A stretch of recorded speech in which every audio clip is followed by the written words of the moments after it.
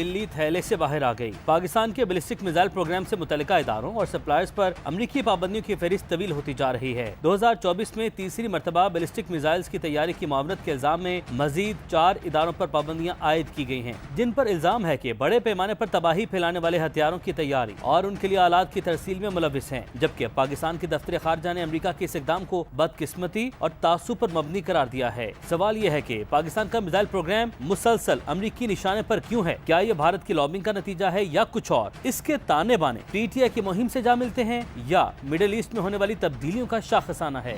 دوسری طرف بانی پی ٹی آئی کی جانب سے سول نافرمانی کی تلوار مذاکرات کی امید میں اتوار تک ملتوی کر دی گئی ہے۔ سوال یہ ہے کہ کیا پی ٹی آئی کے ٹرمز پر مذاکرات کامیاب ہوں گے یا پی ٹی آئی اپنا آخری کارڈ بھی کھیلنے پر مجبور ہو جائے گی؟ ان تمام ایشوز پر تبصرہ کریں گے نجم سیٹھی۔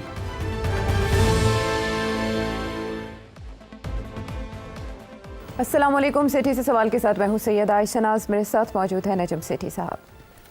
السلام علیکم۔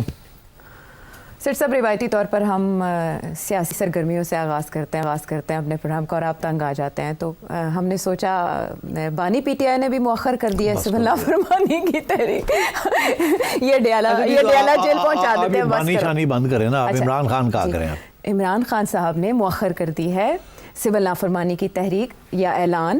انہوں نے وقت دیا ہے مذاکرات کو اور مطالبات کے سلسلے میں انہوں نے حکومت کو تھوڑی مہلت دی ہے کہ آپ آئیں اور ہمیں کنونس کریں کہ ہمارے مطالبات کیوں جائز نہیں ہیں یا ہمارے مطالبات مانیں۔ آپ کو یاد ہوگا پچھلے پروگرام میں نے کہا تھا ملتوی کر دیں گے۔ ارے تو ابھی پریڈکشن چلا دیں یا اس موضوع کی طرف جائیں؟ تو پتہ سب کو۔ ہاں یہ بات آپ نے کہی تھی، بالکل یاد ہے جب میں نے آپ سے پوچھا تھا کہ کیا بنے گا، لیکن کیونکہ اب انہوں نے مؤخر کر دیا تو تھوڑا سا ہم ان کا کیس بھی مؤخر کر دیتے ہیں، اس کے بعد اس پہ بات کر لیں گے۔ لیکن ایک اور معاملہ جس پہ پاکستان تحریک انصاف کے سپورٹرز ضرور خوش ہیں، بے شک ان کی جو قیادت ہے زلفی بخاری صاحب، انہوں نے مذمت کی ہے امریکہ کی جانب سے جو پابندی لگائی گئی ہے۔ 18 دسمبر کو ایک پریس ریلیز آتا ہے جو 4 کمپنیز پر پابندی عائد کرتا ہے جو بیلسٹک میزائل پروگرام سے متعلق ہے پاکستان کے، اور یہ پہلی بار نہیں ہوا، لیکن اسے کنیکٹ کیا جا رہا ہے کہ امریکہ میں جو لابی ہے پاکستان تحریک انصاف کی، اس کی کاوشوں کا یہ نتیجہ ہے۔ تو ہم یہ آپ سے جاننا چاہیں گے کہ اس کا پس منظر کیا ہے، یہ ان پابندیوں کا مقصد کیا ہو سکتا ہے، اور کیا مزید پابندیاں بھی لگیں گی اور اس سے پاکستان کو نقصان کیا ہوگا؟ So many questions. یہ 2-3 باتیں اس میں واضح کر دوں، یہ پہلی دفعہ نہیں ہے، کوئی یہ اجنبی بات نہیں ہے، یہ ہمارے اوپر تو 1965 وار کے بعد ہمارے اوپر سینکشنز لگتے رہے ہیں مختلف فرام ٹائم ٹو ٹائم، پھر کچھ ریموو ہوتے رہے ہیں، کچھ پرسسٹ کرتے رہے ہیں۔ 1965 میں ملٹری ایڈ ختم کر دیا تھا because of the war with India, آپ کو یاد ہوگا۔ پھر 1971 میں پھر بند کر دیا تھا بیکاز آف دا وار ان بنگلہ دیش، اس وقت ہیومن رائٹس وائلیشنز وغیرہ کو کر کے تو امریکہ نے کر دیا تھا۔ 1977 میں لیجسلیشن آئی، سمنگٹن امینڈمنٹ تھی، انہوں نے کہا تھا کہ یہ آپ فرانس سے ایک ری پروسیسنگ پلانٹ، آپ نیوکلیئر ری پروسیسنگ پلانٹ خریدنا چاہ رہے تھے، اور امریکہ کہہ رہا تھا کہ آپ کو نہیں خریدنا چاہیے، اور آپ ڈٹے ہوئے تھے، تو انہوں نے آپ کے اوپر ایک لیجسلیشن پاس کر کے اور کہا سمنگٹن ایگریمنٹ میں کہ اگر آپ یہ کریں گے تو آپ کو ساری امداد وغیرہ بند ہو جائے گی۔ پھر یہ ہوا، ہم نے انکار کر دیا، ہم کہہ رہے ہیں ہم تو لیں گے، ہم تو کریں گے اپنا کام جو کرنا ہے۔ تو پھر انہوں نے فرانس کے اوپر پریشر ڈالا اور فرانس نے کینسل کر دی جو نیوکلیئر ڈیل تھی۔ تو یہ 1977 میں بھی ہمارے ساتھ ہوا۔ پھر 1979 میں ہوا، گلین ایک اور امینڈمنٹ، سینیٹر گلین تھے، انہوں نے ایک اور امینڈمنٹ کی، وہ بھی فارن اسسٹنس کی تھی، اور وہ بھی یہی تھا کہ کوٹا کے اندر آپ نیوکلیئر پروگرام بنا رہے ہیں، تو اس لیے اس کے اوپر ایک اور انہوں نے پابندی لگا دی۔ 1990 میں پھر انہوں نے پریسلر امینڈمنٹ کی، جس کے ساتھ US ملٹری ایڈ ختم کی، اور اس کا بھی تعلق جو تھا کہ آپ نیوکلیئر پروگرام پرسیو کر رہے ہیں، اس کے اوپر بھی یہ کیا۔ اب مجھے اس لیے یاد ہے یہ کہ 1994-95 میں محترمہ بینظیر بھٹو کی گورنمنٹ تھی، اور وہ گئی تھی امریکہ، اور وہاں انہوں نے جا کے یہ جو امینڈمنٹس تھے اس کے اوپر بات کی تھی۔ ایک چھوٹا سا پریس کا بھی ٹولہ ان کے ساتھ تھا جس میں خادم بھی حاضر تھا، تو وہ اسے ہمیں پتہ چلا کہ، اور محترمہ نے بڑی زبردست ڈیفینس کیا پاکستان کا وہاں، مگر یہ سینکشنز لگے ہوئے تھے۔ پھر تھوڑی بہت ایزنگ بھی ہوئی اس کے بعد۔ پھر اس کے بعد میں یہ لسٹ ہے میرے پاس ساری، جب ملٹری کو ہوا، آپ کو یاد ہوگا 99 میں، 99 میں, تو اس میں بھی انہوں نے سیکشنز لگا دیے کہ جو فارن اسسٹنس ایکٹ کے اندر پابندیاں لگا دی تھی مشرف گورنمنٹ کے اوپر. اچھا. ہاں جی, کیونکہ انہوں نے کہا تھا کہ اور ایٹمی تجربہ جو پاکستان کی طرف سے کیا گیا تھا تب بھی لگی تھی اس وقت, تو خیر بہت بڑی لگی تھی, بہت بڑی لگی تھی, مگر پھر اس کے بعد یہ ہے کہ ابھی حال ہی میں یہ کافی چل رہا ہے یہ معاملہ. 2021 میں 17-18 میں بھی ہوا, پھر 2021 میں بھی ہوا, یہی سینکشنز لگتی رہی ہیں آن کامرس لسٹ جی, اور اس کا بھی تعلق پاکستان کے میسائل اور نیوکلیئر پروگرام میں تھا. اور پھر اکتوبر 2023 میں بھی ہوا, پھر اب دسمبر میں بھی انہوں نے پھر کیا. تو یہ چلتا رہتا ہے کام. یہ صرف پاکستان کے اوپر نہیں, چائنا کے اوپر بھی لگتی رہتی ہے, اور کوریا کے اوپر بھی لگی ہیں, اور بیلاروس وغیرہ, رشیا کے اوپر بھی لگتی رہتی ہے. جی.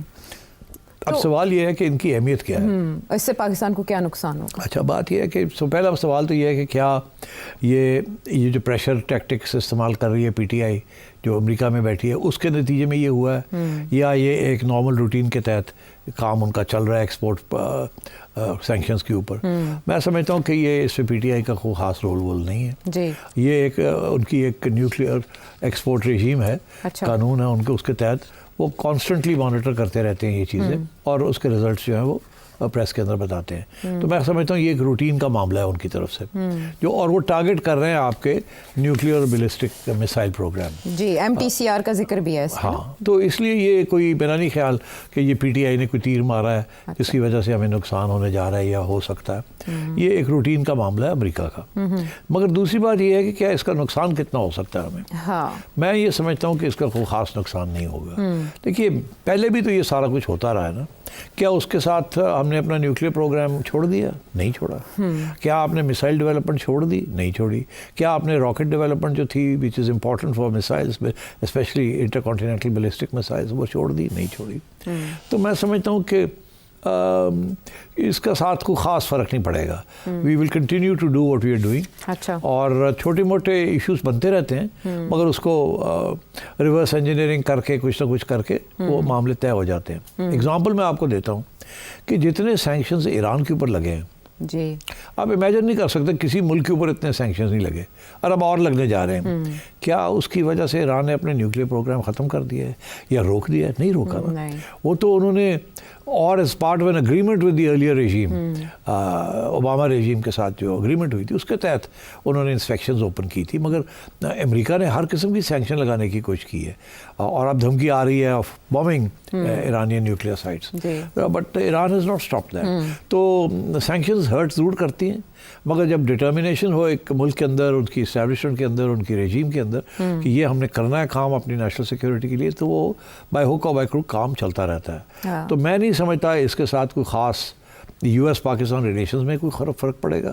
یہ نہیں کہ اس کے ساتھ ہم اتنے ناراض ہو جائیں گے کہ ہم ان سے یہ کر دیں گے وہ کر دیں گے, یا وہ اس کے بعد ہمیں یہ کریں گے اور وہ کریں گے. میں نہیں سمجھتا کہ وہ سٹیج ہے یہ. نہ ہی میں سمجھتا ہوں اس کے ساتھ ہمارا جو بیلسٹک میسائل پروگرام ہے وہ اثر انداز ہوگا. ہاں, لیکن فارن آفس نے تو ریزرویشنز کا اظہار کیا ہے, اور یہ تجزیہ کار بھی کہہ رہے ہیں کہ جو انڈیا کے جواب میں ٹیکنالوجی بنائی گئی ہے اس پر اس طرح کی پابندیاں دوہرے معیار کو ظاہر کرتی ہیں, اور اس کے خطرناک نتائج ہو سکتے ہیں خطے میں توازن کو.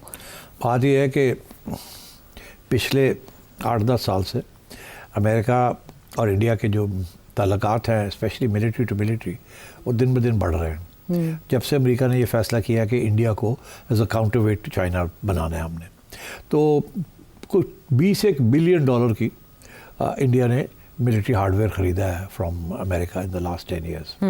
اور ان کے ساتھ اتنی زیادہ ایکسرسائزز ہو رہی ہیں اور اتنی زیادہ کوآپریشن ہو رہی ہے کہ وہ جو لسٹیں میں دیکھ رہا تھا کہ کتنی انڈیا کو چیزیں دی جا رہی ہیں, اٹس انبلیویبل. اور وہ اسی لیے دی جا رہی ہے تاکہ India can stand up to China. Quad کا ممبر بھی ہے. ہاں, وہ بہت کچھ ہے. کوڈ کا ممبر بھی اس کو بنا دیا ہے, برکس کے اندر بھی بڑا وہ پاورفل ہے.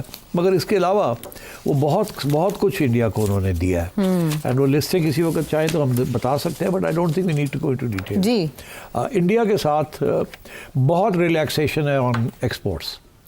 جتنی ٹائٹ کیا جا رہا ہے پاکستان کو, اتنا ہی اس کے اپوزٹ انڈیا کے ساتھ بہت ریلیکسڈ رژیم ہے.